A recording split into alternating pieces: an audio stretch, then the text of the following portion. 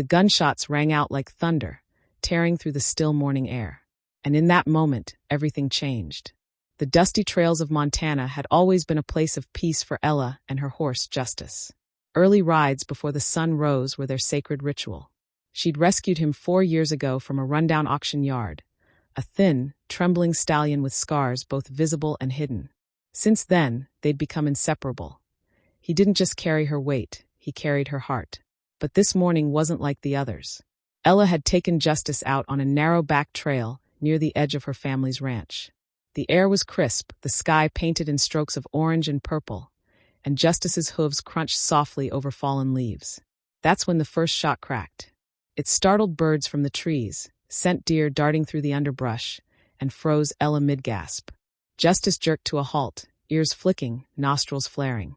Another shot followed, closer this time. "Go," she urged, turning him back toward the trail they came from.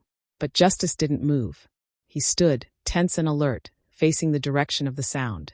A man stumbled into view, holding a rifle, eyes wild. Ella's heart slammed into her ribs. She recognized him. Nathan Burke, a disgruntled neighbor recently evicted for illegal hunting on the property. He had threatened her father before, swore revenge. Now he looked like he meant it. "You rich folks think you can take everything," Nathan roared. He raised the rifle. Ella's scream echoed through the trees. And that's when Justice moved.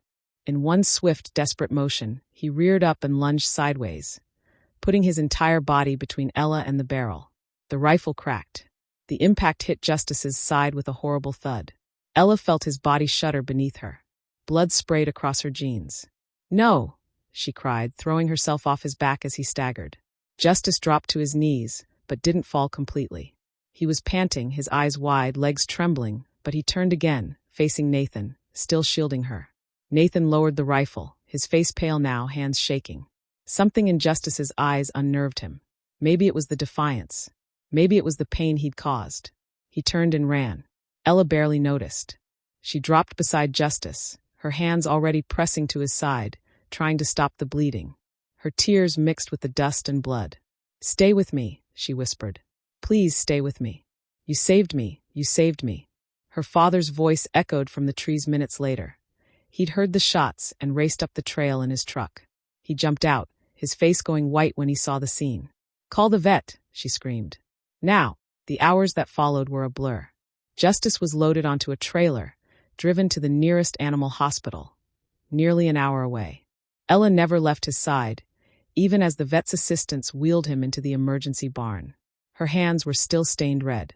Her voice cracked every time she tried to speak. Dr. Ramirez, a calm woman with decades of experience, stepped in. "He's lost a lot of blood," she said gently. "But the bullet missed his heart. If he makes it through the night, he might survive." Ella nodded, too numb to speak. She spent that night on a metal bench, curled in a thin blanket, listening to the distant whir of machines and the soft breathing of the horse that had taken a bullet for her. As dawn crept through the window, casting pale gold light over the stable, she rose and tiptoed to the stall where they'd moved Justice. His eyes fluttered open. "You're still here," she whispered, her voice trembling. "You're still fighting." He blinked slowly, as if to say, "Asterisk, so are you, asterisk." And in that moment, something stronger than pain filled her chest. Love, gratitude, hope. But as she reached to touch his mane, a vet tech rushed in. "Ella," she said breathlessly, "we just got word. Nathan Burke was spotted near the ranch again." Ella froze. Justice had survived the first bullet. But the danger wasn't over yet. Ella's pulse quickened as the vet tech's words echoed in her head. Nathan Burke was spotted near the ranch again. She turned back to Justice, who remained still, recovering in his stall. The memory of his body shielding her from the bullet was carved deep in her mind. There was no way she could leave him again. Not now, not while danger lurked. But she also couldn't ignore the threat. Grabbing her phone with trembling fingers, Ella called her father. "Dad, he's back. Nathan's been seen near the property." "I know," he said grimly. "Sheriff's already been alerted. I've doubled the locks and cameras. You stay with Justice, he needs you. We'll handle this." She wanted to believe him, but fear and helplessness swirled inside her like a storm. She glanced at Justice, who was still too weak to stand fully, his side wrapped tightly in bandages. Machines beeped steadily beside him, but every breath he took sounded labored. "I'm not leaving him," she whispered to herself. The day passed slowly. Ella didn't eat. She barely moved. She just sat by Justice's stall, reading to him softly from an old worn novel she kept in her saddlebag. He twitched his ears at her voice, even nudged her hand now and then. But there was a weight in his eyes, a pain she couldn't fix. By evening, dark clouds gathered outside the vet clinic, and thunder rolled in the distance. Dr. Ramirez returned, her expression neutral but gentle. "He's stable for now," she said. "But the wound's deep. We'll need to monitor for infection. His vitals are improving, but the next 48 hours are critical." Ella nodded. "I'll stay, as long as it takes." The vet smiled. "He knows you're here. That helps more than you think." As night fell again, lightning flashed across the horizon. Ella closed her eyes for just a moment, her head resting against the stall. Then she heard it, glass shattering in the front office. She jolted upright. Voices. One angry, one pleading. Footsteps stormed through the clinic. Her blood ran cold. She slipped quietly from Justice's side and peeked down the hallway. A man in a soaked jacket stood in the reception area, waving a small handgun. "Nathan, where is she?" he barked. "You think you can ruin my life and hide in here like a coward?" Dr. Ramirez stood between him and the hallway, hands raised. "Sir, you need to leave. This is a medical facility." "I want her," Nathan shouted. "That brat and her family stole my land, stole everything." Ella ducked back into the shadows, heart hammering. She had no weapon, no help, only Justice. She looked at him, lying there, wounded, weakened, but still alert. His ears perked. His breath came quicker. He knew. And suddenly, Ella knew what she had to do. She dashed into the supply closet, grabbing the only thing she could find, a heavy metal tray. Then she returned to Justice's stall. "I need you, boy," she whispered. "Just one more time. Can you stand?" Justice grunted softly but didn't rise. Ella reached for his halter, gently guiding him. "Please. I know you're hurting, but we can't let him hurt anyone else." He tried. With a groan and a tremble, he pushed himself up on shaky legs. His knees wobbled. Ella braced him, her shoulder against his chest. "You're still my warrior," she whispered. Footsteps echoed closer. Nathan was coming. Ella took a deep breath. "Let's go." She led Justice slowly toward the hallway. Every step a struggle, but he followed. As they turned the corner, Nathan turned too, and froze. His wild eyes widened. "You," he hissed. Ella didn't flinch. She stepped forward, holding the tray like a shield. "You already tried to kill us once," she said, voice trembling but strong. "You won't get another chance." Nathan raised the gun again. But before he could aim, Justice surged forward with a sudden cry, fueled by adrenaline and loyalty. His hooves struck the tiled floor like thunder. Ella dropped the tray. Nathan hesitated, startled by the charging horse, but not fast enough. Justice rammed into him, knocking him sideways. The gun flew across the floor. Nathan crashed into a metal cabinet with a sickening crack. Silence. Dr. Ramirez rushed forward, grabbing the weapon. Ella dropped to her knees, arms wrapped around Justice's neck. "You did it," she sobbed. "You saved us again." Justice trembled but stood tall, wounded, exhausted, but undefeated. And as the sheriff's sirens wailed in the distance, echoing through the storm, Ella looked into her horse's eyes and whispered, "I owe you my life." But the fight wasn't over yet. Justice's condition was still critical, and they were about to discover a complication no one had expected.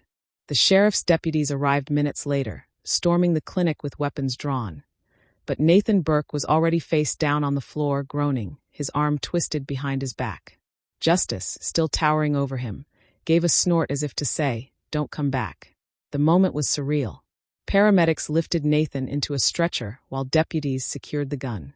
Dr. Ramirez gave her statement quickly, and Ella stood nearby, her hand never leaving Justice's mane. But her relief was short-lived. Dr. Ramirez pulled her aside. "Ella, I didn't want to tell you in the chaos, but the trauma from earlier, it may have caused internal bleeding. Justice needs surgery. Now." Ella's throat tightened. "Will he survive it?" Dr. Ramirez looked down. "He has a chance. But without it, we lose him." There was no hesitation. "Do whatever it takes." The clinic staff jumped into action. Justice was wheeled into the operating barn under soft lights and anxious eyes. Ella stood outside the doors, arms wrapped tightly around herself, praying to anything that might be listening. She remembered the first time she saw him, ribs poking through dirty skin, eyes full of sadness. She remembered nights when she cried beside him after her mother passed away. He'd always been there, her quiet strength. Now she had to be his. Hours passed. The rain outside finally began to slow, turning into a gentle drizzle. Her father arrived, wrapping an arm around her shoulder. "Whatever happens," he whispered, "he knows you love him." She nodded, unable to speak. Finally, the door opened. Dr. Ramirez stepped out, her surgical mask pulled down. "He made it," she said with a small, tired smile. "It was close, but your boy's a fighter." Ella burst into tears, hugging the vet so tightly she almost dropped her clipboard. Relief flooded her, warm and overwhelming. Justice had survived again. Not just the bullet, not just the maniac, but surgery too. The following days were long and slow. Justice remained under careful watch. Bandages were changed, medications administered, and Ella stayed beside him through every moment. Sometimes she talked to him. Sometimes she just listened to his breathing. One evening, as the sun set behind the hills, Justice lifted his head. He nickered softly. Ella rushed over. "Hey, big guy." He slowly rose to his feet. Wobbly but steady. And then he took a step. Ella covered her mouth, tears spilling freely. "You're walking. You're really walking." Justice nuzzled her shoulder, pressing his head gently into her chest. It was his way of saying, "We're okay." News of the incident spread fast. Local papers covered the story. A rescue horse who took a bullet for his rider, who helped stop a criminal. Donations poured in from strangers who were moved by the tale of a girl and her brave stallion. Justice became a symbol, not just of loyalty but of resilience, of love. Weeks later, a celebration was held at the ranch. Friends, neighbors, and volunteers came together to honor Justice. Kids made signs. Ella gave a heartfelt speech. "I rescued him once," she told the crowd. "But the truth is, he's the one who saved me again and again." When you bond with a horse, truly bond, they don't just carry you through trails, they carry you through life. Justice, now stronger and healthier, stood beside her. A wreath of wildflowers hung around his neck. A little girl asked if she could pet him. "Of course," Ella smiled. "He's a hero, but he's also gentle." As the crowd began to disperse and the sky turned pink with twilight, Ella leaned into his side, resting her head against his shoulder. "Thank you," she whispered, "for being brave, for staying." Justice gave a soft, proud exhale. And in that quiet moment, under a sky full of fading light, Ella knew one thing with perfect clarity. Some heroes don't wear uniforms. Some have hooves and hearts bigger than anyone ever knew.